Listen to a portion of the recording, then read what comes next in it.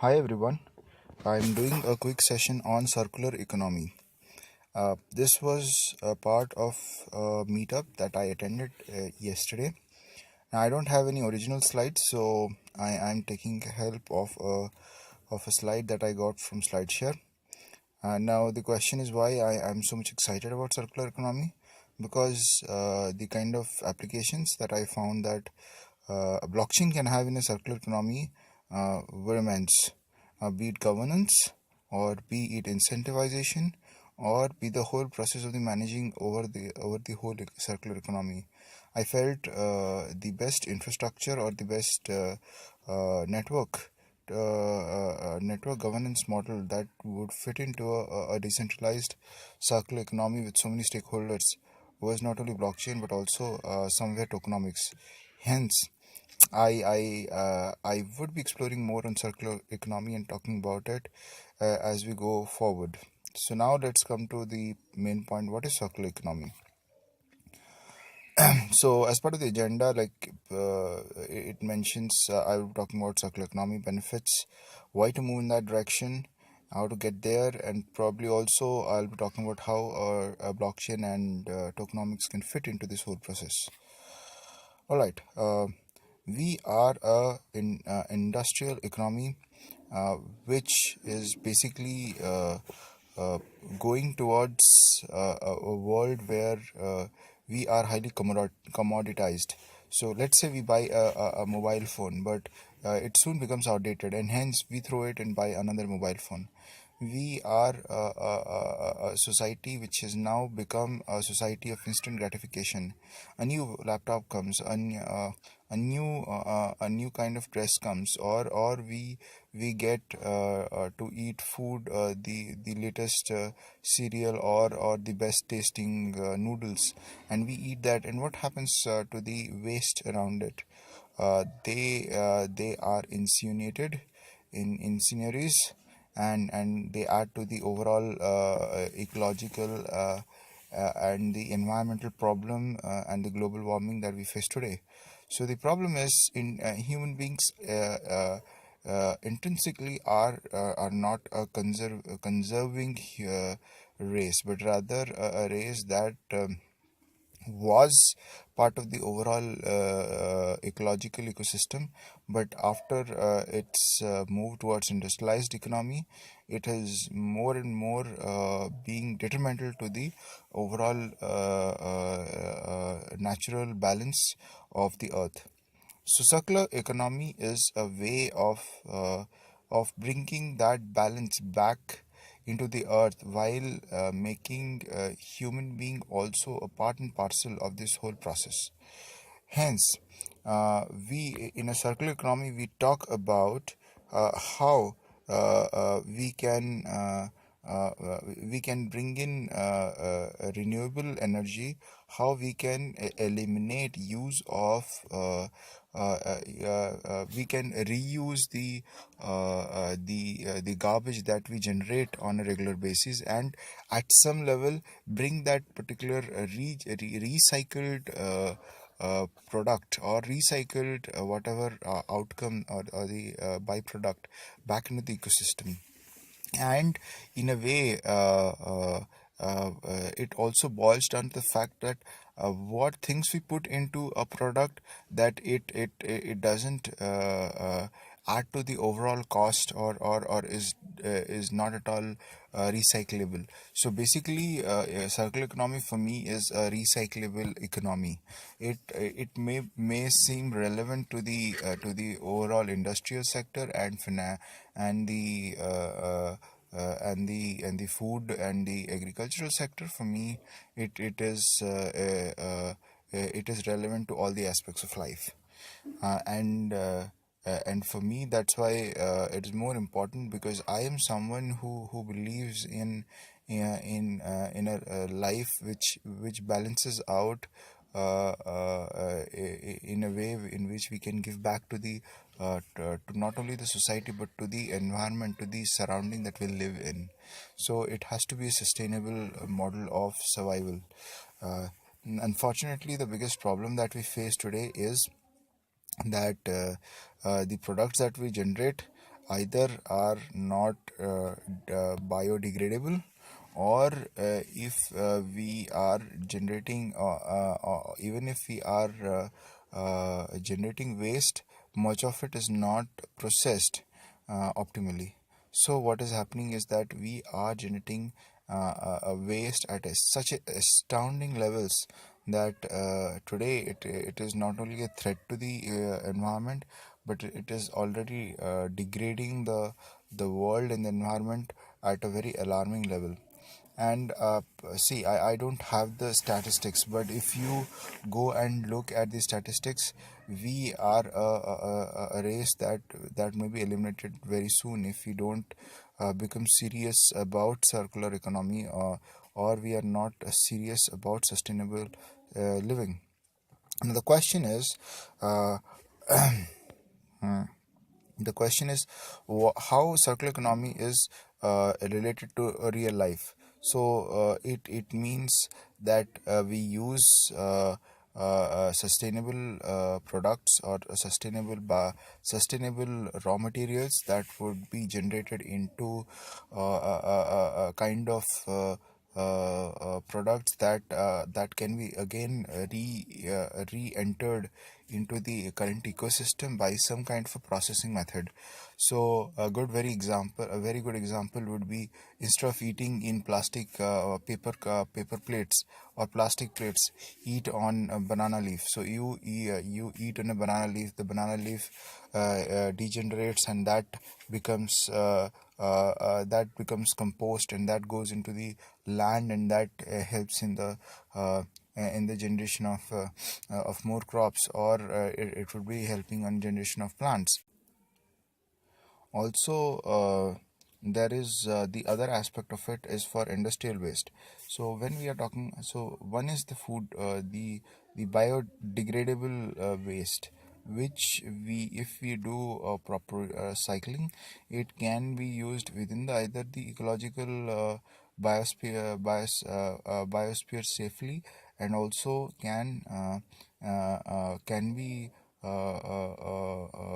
useful in the preservance and the growth of the overall natural ecosystem. And then if we look at any product, there are definitely biodegradable and non-biodegradable sides of it. For example, if you take a packet of noodles, the packaging is definitely not biodegradable, but the food in it, we eat it, we generate feces, and that can be biodegradable. So in the same way, the packet of it, that needs also to be processing, and that processing is should be in a way so that it doesn't impact the into the natural surrounding altogether. So now question arise: how are we talking about preventing these kind of material getting into the overall biological cycle and hampering it or creating pollution? So the answer is very simple. It is something that was covered in Amir Khan's talk shows, and a lot of celebrities and lot of even United Nations have pointed out, is that segregation of waste at its initial level itself can help prevent the kind of misuse that we are seeing today, and the kind of dangers of creation of toxic gases harmful harmful non-degradable material that pollutes the ecosystem, that pollutes the environment.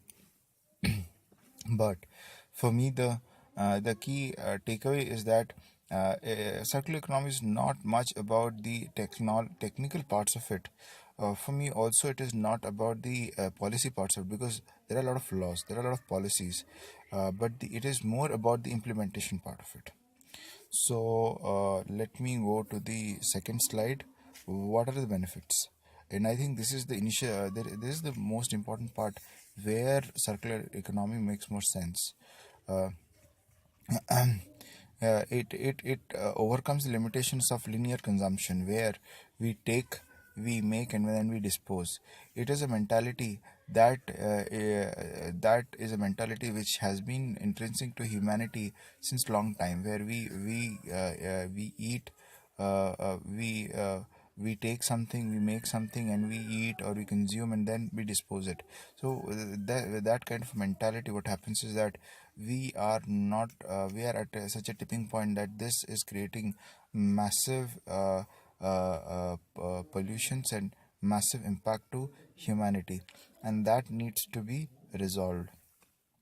But if we can work in a sustainable model where we can break the cycle and we add to a cycle of recycle into this whole model, we where from the starting point itself we realize that this is something that can become a major pollutant if we do not use it intelligently, we don't package it intelligently, and if we look at the benefits of recycling, and the direct and the indirect benefits that we can get in form of cost savings, and probably as a byproduct that can be used later for any other aspects, is the amount of wastage that would be doing would be lesser, and that effectively also boils down to economic benefit, and hence this particular the overall importance of circular economy helps us to break this vicious cycle.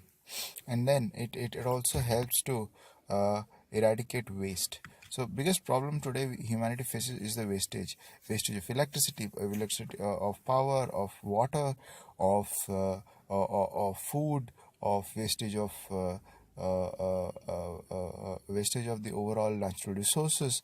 So all of these in a period when we are actually going into a period of natural scarcity makes no sense.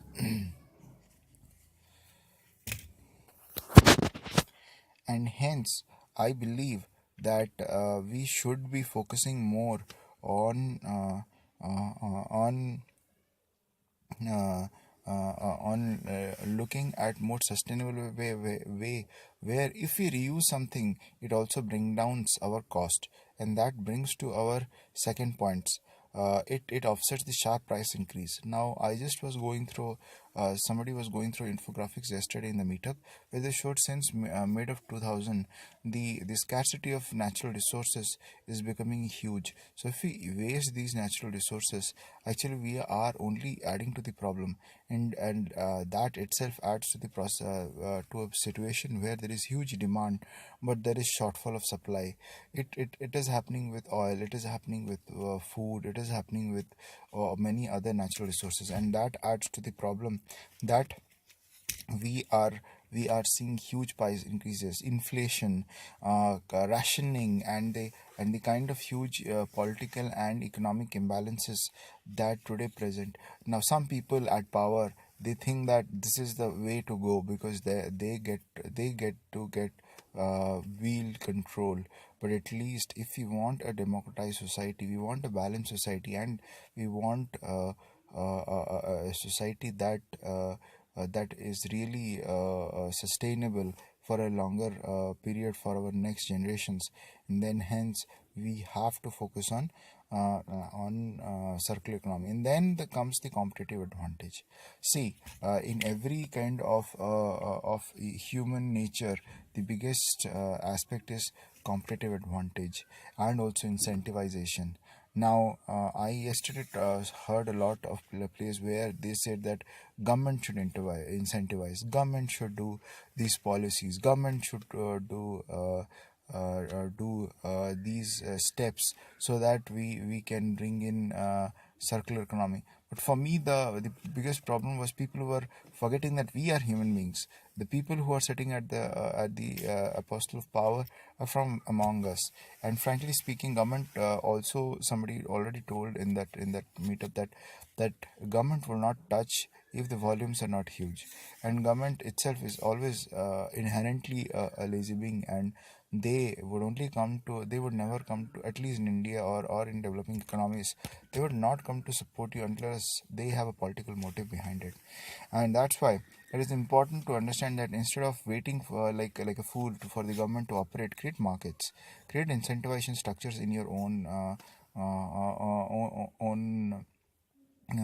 own communities, because the charity begins at home. Hence we have to start looking at our own neighborhoods. We have to look at our local communities. We have to look at how the competitive advantage of being a self-sustained society or a self-sustained community can help us. I can tell you a self-sustained community is much far better, well off, than a community which depends, which lives on the linear consumption cycle. I know myself, I am part of the linear consumption cycle, and I can say you, I don't have any savings. I don't have any kind of sustainable living culture, and what I'm teaching to my kids is definitely not the thing that I would want him to live in the next generation. Hence, I strongly feel circular economy is the way to go forward. Now, it makes a lot of sense if you see this slide, that why one should move to circular economy. First of all, we have finite resource and finite space, and hence the optimum usage of these resources is not only a common sense, but is also a financial necessity. Hence, we should be all looking at optimizing how we use our economic resources, as well as our physical resources, and we should look at recycling and stopping wastage. And also financially it makes more sense, because you save on wastage, you save on the collateral and indirect cost that you have to pay on health, on the processing, on maintaining something to process the waste, and more so, it saves you from the future cost of that impulsive buying that we do. If we have a mentality of saving and using and being careful, I think much of our so-called needs would turn out to be our impulsive buying. Okay, and I feel it can save. I mean, based on World Economic Forum 2014, it itself says that the kind of saving that we see is over $1 trillion a year, which is huge. It can save world economy to from the catastrophic levels of wastage that we see now. And also, regeneration is a process which needs a lot of discipline, a lot of process, and a lot of also a pipeline, and that itself would be as an opportunity for job creation. And I feel, if anything that is sustainable and creates jobs, I would rather go with that kind of a model than with a model that actually destroys the world and maybe creating jobs which again are fleeting. And then the biggest thing is probably, as responsible human beings of this world, who have gained so much from the nature and environment, giving back to our future generations sustainable future, a long term sustainable future is our responsibility. It is the responsibility of our current generation, and also of our current ruling class, that we should look at making a world more sustainable place to live. Yeah, and not a world that which is full of environmental degeneration and chaos. Okay, I think the key to this, achieving this, is definitely looking at the current process at from a different level. The problem is, every kind of think tank you go, every kind of every kind of intellectual individual you go, they can easily point you to the problems, and probably can say you that how at a higher level, at a macro level, you can reach a circular economy. But the hard part is going to the micro details, and that is where I think, depending on the society that we are, or depending on cultures we are, we would be faltering or we would be succeeding. And I feel rural economies are more at advantage at following circular economy than urban economies, and hence it is very important that while we are looking at creating circular economies, we should be looking at design phase, starting from the design phase of how we build a product, a whole life cycle of a product, to what kind of inputs or as raw materials code should go into the or creation of the product, to the overall phases in which we stop gap the wastage at each of the level, be it in its packaging, be it in its manufacturing, be it in its transportation, on its consumption, and then probably in its so-called disposal or recycling. And then we should also look in ways in which we can as a manufacturer or as an individual or as a local community, how we can look at processing byproducts or processing the waste that we generate, so that we can we can recycle it and feedback it back into the our own society or into our own economy. And so this there was some very interesting observations. One major observation that I found was lack of, at least in India, was first a lack of depth at the policy level. These policies are there, but they are scattered. There is no unified policy on circular economy and sustainable living. As such, they are what I can hear from the policymakers was that it's there somewhere interestingly. You have to find it.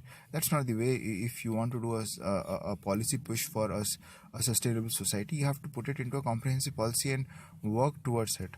That was one problem. Other problem was I felt that more and more entrepreneurs and more people as such in general looking at government for formulating policies, not looking at creating markets. But the people who were successful, the entrepreneurs who were successful, who were talking at these events, they didn't depend on the governments. They created their own niche, they created their own economy, and they created their own business models and then operated on it. Hence, it is more important that as general people, instead of looking at government, we have internet, we have so much of huge amount of resources of how we can reach circular economy. Circular economy is not a new, it's just not a new buzzword. It's just part and parcel of putting all those basic components of sustainable living and giving back to the nature into economic model. Hence, it is very important that instead of looking for experts, looking for financial experts, we just look at the basics, how our forefathers lived, and also looking around how other communities are living, who have who have been able to achieve sustainable living, and also being able to generate profits out of it. And that is a very important aspect that I'll be also talking about in future, that instead of naming and shaming people who are doing economic wastage, instead of giving loans and subsidies for following sustainable model, we should be looking at creating networks.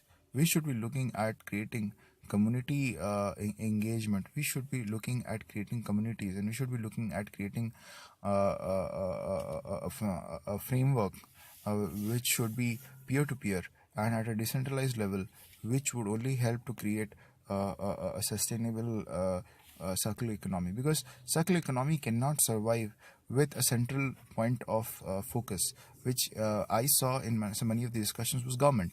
Government can only frame policies, but they won't intervene. They won't be the one who would be executing. If you are looking at government to execute all your segregation of waste and optimization of products, and also helping you out how to do reprocessing of the waste, then we are actually offloading our responsibility to somebody else, and that is not going to happen. And that would only increase corruption. It will only give power to somebody else who is definitely not ready for it, and also would add to the overall inefficiency which are already we are seeing in the current system. Hence, it is important that we look at a system which is more focused on hence we look at a system which builds at an economy at a higher level, and that is only possible if we as communities, as the intelligentsia and the entrepreneurs get together and work at creating markets. And only if sustainable markets in a more libertarian model of decentralized economies if we can build, then only I feel we can look at more sustainable model. Again, somebody will say that monopolies will come in. Somebody would say that there would be advent of negative actors who would use the circular economy concept to put their own agenda and destroy it. I feel the major learning which I had from at least blockchain and Bitcoin and cryptocurrency is that you give incentivization to humanity, they would support your ecosystem. Come what may, even if it is a monopoly, they will support because it's in their interest. Show them the money, show them the profits, show them the incentivization. I'm sure they will come and they will support the markets. So that is where I would be taking probably rest of my talk, because anyway there are a lot of corporate examples of how circular economy can be implemented and in a controlled manner. But for me the more key interesting aspect is how blockchain and tokenomics can help. So the key areas where blockchain can as an implementation can operate is that why blockchain is useful. As a technology, it is a slow database which basically is a peer-to-peer network, and it believes in the replication of of a constant ledger across all these stakeholding nodes in the network. Again, but the key advantages of blockchain is that it improves transparency, because all the information that lives on the ledger is replicated across all the nodes, and hence it is accessible to everyone. Nobody is the owner of the information, hence it is definitely a transparent model of implementing any kind to implement any kind of transparency models. Second is it is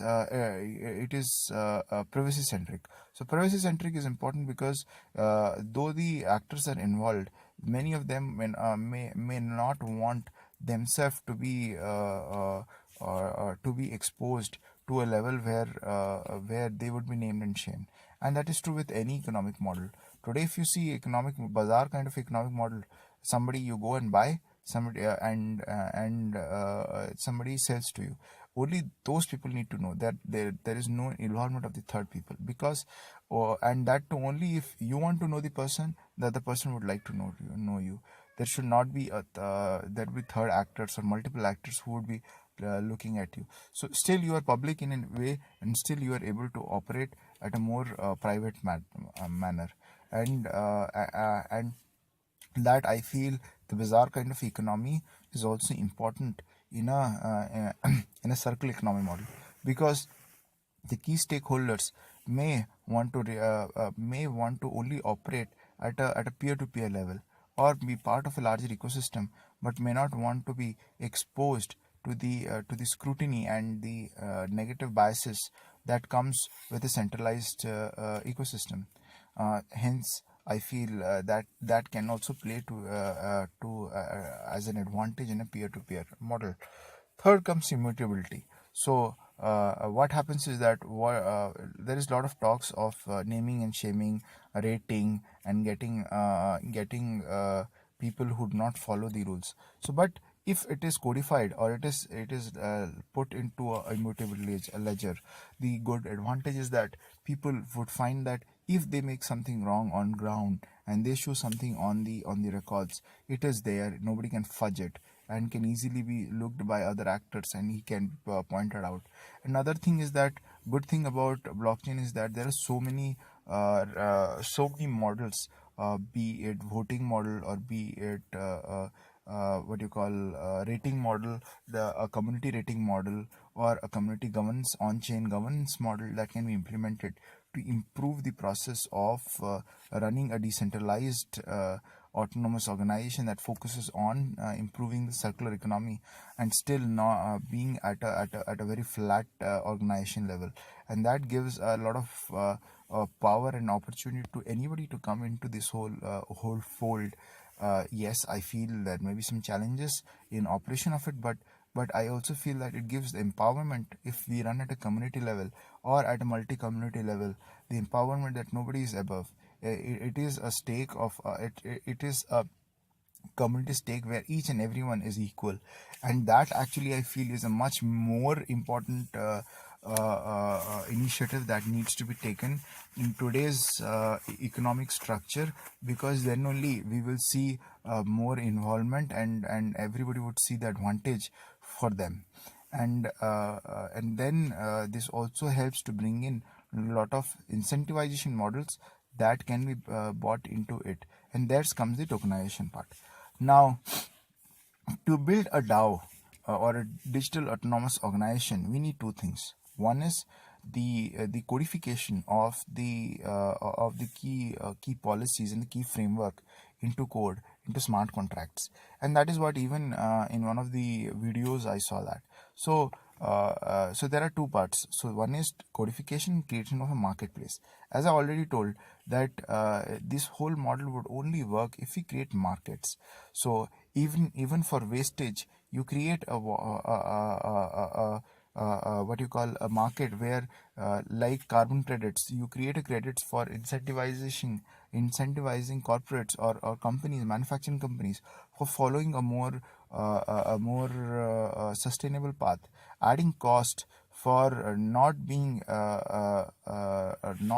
eco-friendly, and putting a higher insurance kind of a model, and putting a tokenization around it, and putting a cost to people who flout the norms into this ecosystem, into this blockchain ecosystem, can also help to build a sustainable circular economy, where people become more responsible. Instead of just paying the money, they become more responsible in being part of the overall model.